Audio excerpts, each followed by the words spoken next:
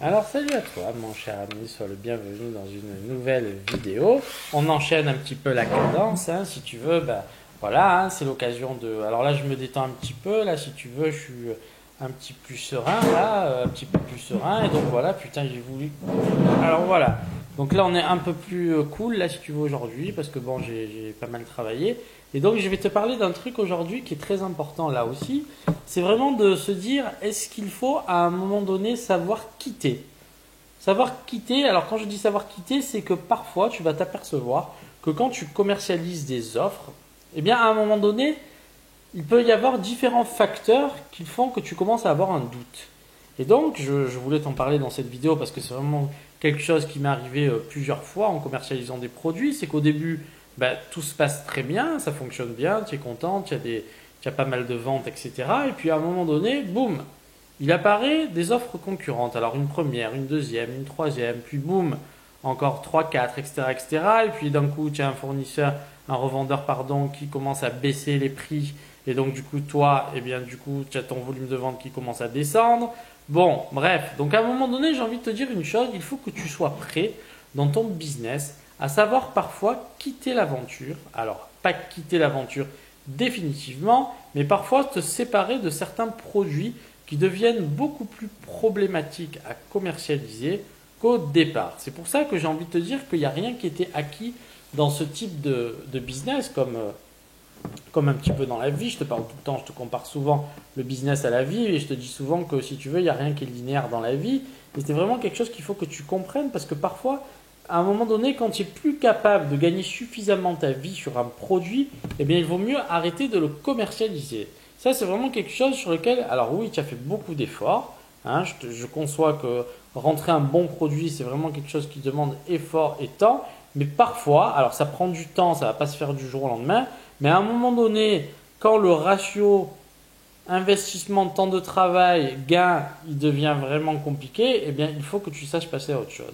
Et ça, c'était vraiment ce que je voulais te dire aujourd'hui, parce qu'il y a des personnes qui s'obstinent absolument, et donc c'est vraiment quelque chose de bien, mais parfois, si tu veux, eh bien là aussi, donc moi ce que j'ai fait, alors parfois moi aussi je fais ça, hein, si tu veux, rien que pour emmerder les concurrents, même si je gagne rien, eh bien vu qu'ils ont essayé de me mitrailler, je baisse complètement mes prix, je perds même parfois de l'argent, mais je les emmerde. Tu vois, c'est vraiment, voilà, on est venu m'emmerder, eh bien je vous emmerde mes chers amis. Et à ce jeu-là, très souvent, c'est eux qui perdent. Parce que moi, si tu veux, maintenant j'ai un petit recul qui me permet de faire des choses que j'aurais pas pu faire en démarrant. Et donc, si tu veux, eh bien parfois, tu en as plein, d'un coup, ils disparaissent. C'est un petit peu comme à un moment donné, j'avais vu, il y avait pas mal de fournisseurs chinois, alors notamment sur eBay, où à un moment donné, le mec, toi, tu vends ton produit autour de 12-13 euros, et le chinois, il arrive, il te le met à 3 euros. Donc, à un moment donné, comment tu veux résister? Eh bien, souvent, je vois souvent apparaître ces gens-là. Qu'est-ce qu'ils font? Ils se disent qu'ils mettent en place une stratégie qui est celle de dire qu'ils vont mettre un prix vraiment, vraiment minime pour essayer de grappiller des ventes, mais très souvent, ils rentrent, ils se font avoir à leur propre jeu parce qu'ils s'aperçoivent au bout d'un moment que ça devient ingérable et boum, ils disparaissent. Et donc, si tu veux, alors ça c'est le premier cas de figure. Le deuxième cas de figure, c'est que parfois, quand tu as suffisamment de stock et que tu t'aperçois que ça devient vraiment trop compliqué, alors là aussi, supposons, je te dis n'importe quoi, que tu aies 1000 pièces de quelque chose. Et donc, si tu veux, eh bien, ces 1000 pièces de quelque chose, ça devient très compliqué de les vendre, par exemple, sur une place de marché. Eh bien, là aussi, tu peux tout à fait...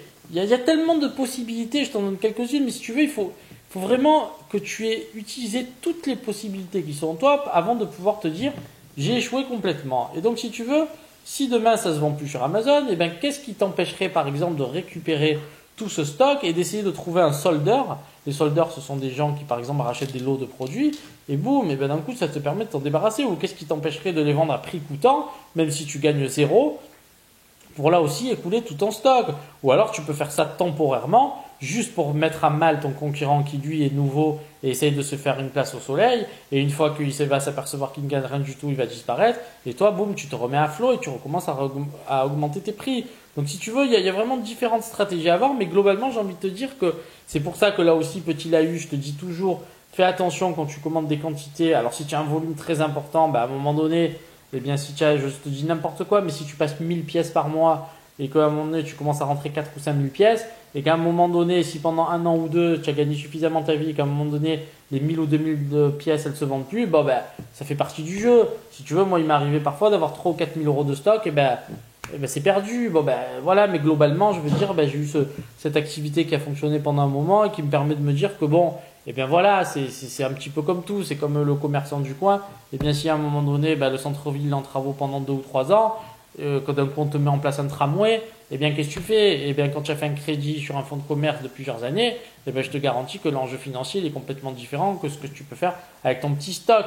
Donc voilà, mais c'est juste que j'ai envie de te dire que globalement, quand à un moment donné tu sens que ça devient trop compliqué, il ne faut pas avoir peur d'arrêter et de passer sur un autre produit. C'est comme ça. Donc voilà, à un moment donné, n'insiste pas dans quelque chose qui ne sert à rien. Et donc c'était vraiment le message que je voulais te faire passer aujourd'hui parce qu'il y a des gens qui restent vraiment, parce qu'ils ont fait ce premier effort et ça s'est super bien passé. Ils se disent ça y est maintenant, c'est acquis, je reste dans ma zone de confort. Mais si tu veux, il faut toujours que tu sois sur le qui-vive. C'est pour ça que même si tu as une activité qui tourne sur Amazon, sur eBay, avec ton propre site, etc., etc. Je te prends l'exemple de ton propre site e-commerce. Eh bien, tu as misé une stratégie sur le référencement naturel et boum, il y a un nouvel algorithme qui sort et ton site il se fait complètement descendre des positions de Google. Eh bien là aussi, alors même oui, tu as une base de clients, tu as des emailing, etc., etc., mais tu sais globalement qu'en général, tu rentres plus de nouveaux clients, sauf si vraiment c'est un produit spécifique que tout le monde adore. Et après, c'est vraiment du cas par cas, mais globalement, si demain on t'enlève tout ton trafic naturel, eh ben, tu sais toi comment que ça va être difficile de faire des ventes si tu es avec ton propre site. De la même manière, si Amazon d'un coup te restreint ton compte et t'empêche de vendre, ben là aussi, eh ben ça va être catastrophique pour toi. Donc si tu veux, il y a rien qui est exact. Il faut juste que à un moment donné, tu arrives à sortir ton épingle du jeu et tout ce que tu prends, ben prends-le, mais sois toujours à l'affût de quelque chose de nouveau, de ton plan B. Je t'en parle tout le temps. Ça peut être une autre entreprise où tu peux déjà mettre en place un nouveau compte vendeur pour éviter de te faire torpiller. Par exemple, tu sais que sur eBay, tu n'as pas le droit, mais tu peux très bien le faire sous le nom de quelqu'un d'autre, de te créer un deuxième compte pour justement un petit peu dominer ton marché, etc., etc. Donc si tu veux, il y a tellement de possibilités que j'ai envie de te dire, il ne faut pas qu'il y ait quelque chose qui te freine en particulier, et notamment lorsque tu vois et que tu t'aperçois que ton volume de vente descend considérablement, à un moment donné, il faut parfois savoir quitter et boum, tu switches sur quelque chose d'autre. Ça fait partie du business. C'est un petit peu comme dans une boutique. À un moment donné, il y a eu un effet mode sur quelque chose. Et bien, tu as commencé à te mettre un gros stock et d'un coup, boum, et bien l'effet mode, il est passé. Et bien, qu'est-ce que tu fais de ton stock? Alors, si tu peux, tant que possible, essaie de t'en débarrasser. Mais parfois, quand tu peux pas, eh bien, essaye de faire du prix coûtant. Essaye de contacter ici et là différents revendeurs qui pourraient t'acheter ce type de produit. Et si vraiment il n'y a plus rien à faire, il n'y a plus rien à faire. Moi, ça m'est arrivé sur certains produits, c'est pas la fin du monde. Donc après, à un moment donné, parfois même, j'étais tellement énervé que j'ai tout balancé. Ouais, c'est de l'argent, mais qu'est-ce que tu veux que je te dise? C'est pas grave, si globalement, pendant un laps de temps donné, tu as gagné suffisamment, rien ne t'empêche après de jeter le surplus. C'est dommage, mais c'est comme dans un restaurant, bien parfois tu sais que c'est malheureux. Moi, je suis vraiment, j'aime pas gaspiller, mais à un moment donné, qu'est-ce que tu veux faire? Eh bien, tu as un stock, tu as un surplus, malheureusement, il va falloir peut-être à un moment donné t'en débarrasser et passer à autre chose. Donc si tu veux, sois vraiment ouvert d'esprit, n'aie pas peur de ça, c'est quelque chose qui peut arriver, ça arrive souvent. Donc voilà, il faut quand même avancer, continuer. C'est un petit peu ce que je voulais te dire dans cette vidéo. J'espère que tu commences à avoir une position un peu plus confortable et que vraiment tu comprends que être entrepreneur, c'est quelqu'un qui n'a pas peur, qui a peur de rien. Voilà, il faut que tu aies peur de rien. Il faut que tu sois ouvert à toute éventualité et comprendre que tout peut être possible, tout peut arriver, et il faut toujours que tu sois prêt à rebondir. Voilà, c'est un petit peu ça l'entrepreneur, et c'était le message que je voulais te faire passer aujourd'hui dans cette vidéo. Allez, je te laisse là-dessus et je te dis à bientôt.